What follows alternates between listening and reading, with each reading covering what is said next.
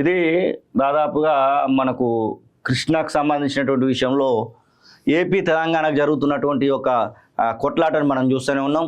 చివరి నిమిషంలో ఇటు ఆంధ్రప్రదేశ్ ముఖ్యమంత్రిగా జగన్మోహన్ రెడ్డి ఓడిపోవడానికి చివరి నిమిషంలో కూడా ఈ విషయంలో ఏం జరిగిందో చూసినాం. పోలీసులను పెట్టి మరీ తెలంగాణ భూభాగంలోకి వచ్చి కృష్ణా నీళ్లను ఎట్లా తరలించుకుపోవడానికి ప్రయత్నం చేసిరు ఏందనేది కూడా చూసినాము. ఇటు తెలంగాణ ఎలక్షన్ జరుగుతున్నటువంటి నేపథ్యంలో అటు నుంచి వచ్చినటువంటి ఏపీ పోలీసులు ఎట్లా పహార కాసిరో చూసినాం.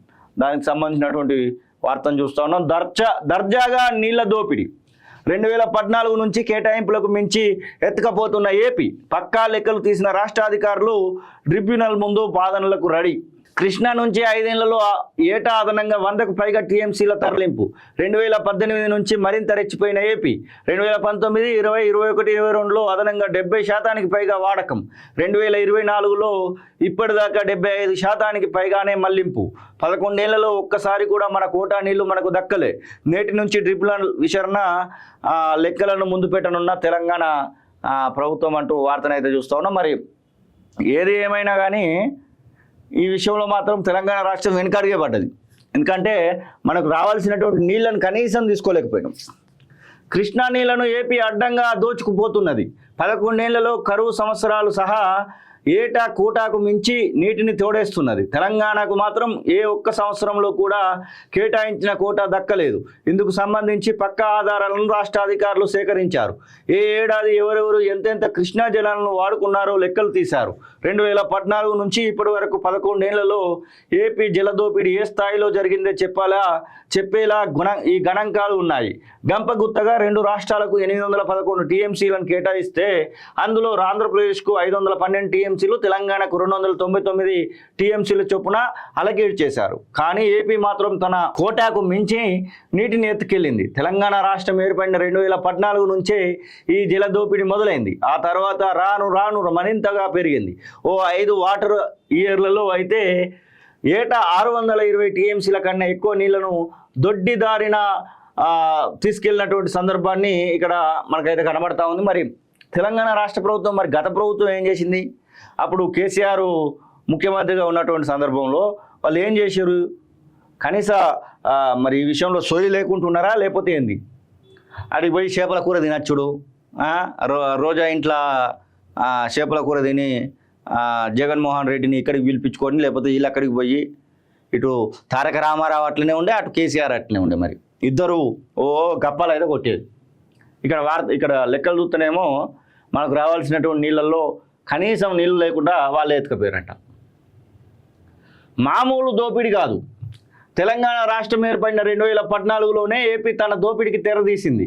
వాస్తవానికి ఏపీ కోటా ప్రకారం 512 టీఎంసీల నీళ్లే వాడుకోవాల్సి ఉన్నా తొలి ఏడాదిలో ఆ రాష్ట్రం 529.33 టీఎంసీలను తోడుకున్నది. అంటే అదనంగా 17 టీఎంసీలను తీసుకెళ్లింది. అదే తెలంగాణకు 299 టీఎంసీల కేటాయింపులు ఉన్నా వచ్చిన నీళ్లు మాత్రం 227.74 టీఎంసీలే. అంటే 71 టీఎంసీలు తక్కువగానే తెలంగాణ వాడుకున్నది. 2015 నుంచి 18 వరకు కృష్ణా నదికి సరైన వరదలు లేకపోవడం, నీటి లభ్యత తక్కువగా ఉన్న కారణాలతో నీటి కేటాయింపులను తగ్గించినా ఆ కేటాయించిన నీటికి మించి ఏపీ వాడుకున్నది. 2015-16 సంవత్సరాలకు గాను 63% నీళ్లను ఏపీకి కేటాయించగా వరుసగా 64, 65% చొప్పున దండుకపోయింది.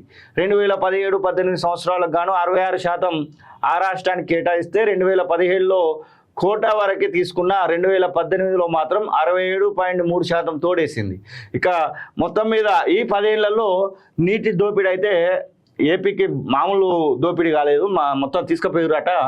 ఏ సంవత్సరంలో ఎట్లా తీసుకుపోయారు, ఎంత ఎక్కువ తీసుకుపోయారు అనేది కూడా ఇక్కడ రాయడం జరిగింది. ప్రధానంగా 2014-15 నుంచి 2024 వరకు ఒప్పందం ప్రకారం కాకుండా ఎంత ఎక్కువ తీసుకుపోయారు అనేది కూడా ఇక్కడ ప్రధానంగా రాయడం జరిగింది. మరి ఈ విషయంలో మరి గత ముఖ్యమంత్రి కేసీఆర్ సంజాయిషి ఇస్తాడా లేకపోతే అప్పుడు ఉన్నటువంటి మంత్రులు సంజాయిషి ఇస్తారా? ఎవరు ఇస్తారో ఇవ్వాల్సిందే. ఎందుకంటే తెలంగాణ రాష్ట్రానికి రావాల్సినటువంటి నీళ్లను పక్కపొంటి రాష్ట్రం ఎత్తుకపోతా ఉంటే చూసుకుంటున్నారు కాబట్టి సంజాయిషి ఇవ్వాల్సినటువంటి అవసరం వాళ్ళపైనే ఉన్నది. ఇది దాదాపుగా మనకు కృష్ణాకు సంబంధించినటువంటి విషయంలో ఏపీ తెలంగాణకు జరుగుతున్నటువంటి ఒక కొట్లాటను మనం చూస్తూనే ఉన్నాం.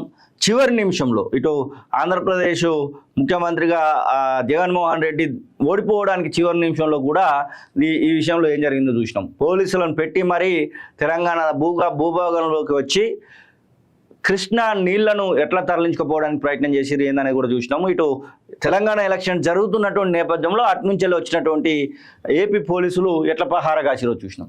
దానికి సంబంధించినటువంటి వార్తను చూస్తూ ఉన్నాం. దర్జాగా నీళ్ల దోపిడీ 2014 నుంచి కేటాయింపులకు మించి ఎత్తుకపోతున్న ఏపీ పక్కా లెక్కలు తీసిన రాష్ట్ర అధికారులు ట్రిబ్యునల్ ముందు వాదనలకు రెడీ.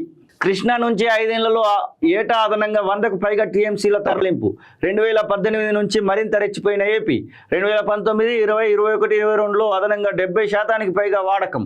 2024లో ఇప్పటిదాకా 75% పైగానే మళ్లింపు. 11 ఏళ్లలో ఒక్కసారి కూడా మన కోటా నీళ్లు మనకు దక్కలే. నేటి నుంచి ట్రిబ్యునల్ విచారణ లెక్కలను ముందు పెట్టనున్న తెలంగాణ ప్రభుత్వం అంటూ వార్తనైతే చూస్తూ ఉన్నాం. మరి ఏది ఏమైనా కానీ ఈ విషయంలో మాత్రం తెలంగాణ రాష్ట్రం వెనుకడిగే పడ్డది. ఎందుకంటే మనకు రావాల్సినటువంటి నీళ్లను కనీసం తీసుకోలేకపోయినాం. కృష్ణా నీళ్లను ఏపీ అడ్డంగా దోచుకుపోతున్నది. 11 ఏళ్లలో కరువు సంవత్సరాలు సహా ఏటా కోటాకు మించి నీటిని తోడేస్తున్నది. తెలంగాణకు మాత్రం ఏ ఒక్క సంవత్సరంలో కూడా కేటాయించిన కోటా దక్కలేదు. ఇందుకు సంబంధించి పక్కా ఆధారాలను రాష్ట్ర అధికారులు సేకరించారు. ఏ ఏడాది ఎవరెవరు ఎంతెంత కృష్ణా జలాలను వాడుకున్నారో లెక్కలు తీశారు. 2014 నుంచి ఇప్పటి వరకు 11 ఏళ్లలో ఏపీ జలదోపిడీ ఏ స్థాయిలో జరిగిందో చెప్పేలా ఈ గణాంకాలు ఉన్నాయి. గంపగుత్తగా 2 రాష్ట్రాలకు 811 టీఎంసీలను కేటాయిస్తే అందులో ఆంధ్రప్రదేశ్కు 512 టీఎంసీలు, తెలంగాణకు 299 టీఎంసీల చొప్పున అలకేట్ చేశారు. కానీ ఏపీ మాత్రం తన కోటాకు మించి నీటిని ఎత్తుకెళ్లింది. తెలంగాణ రాష్ట్రం ఏర్పడిన 2014 నుంచే ఈ జలదోపిడీ మొదలైంది. ఆ తర్వాత రాను మరింతగా పెరిగింది. 5 వాటర్ ఇయర్లలో అయితే ఏటా 620 టీఎంసీల కన్నా ఎక్కువ నీళ్లను దొడ్డిదారిన తీసుకెళ్ళినటువంటి సందర్భాన్ని ఇక్కడ మనకైతే కనబడతా ఉంది. మరి తెలంగాణ రాష్ట్ర ప్రభుత్వం మరి గత ప్రభుత్వం ఏం చేసింది? అప్పుడు కేసీఆర్ ముఖ్యమంత్రిగా ఉన్నటువంటి సందర్భంలో వాళ్ళు ఏం చేశారు? కనీస మరి ఈ విషయంలో సోయి లేకుంటున్నారా లేకపోతే ఏంది?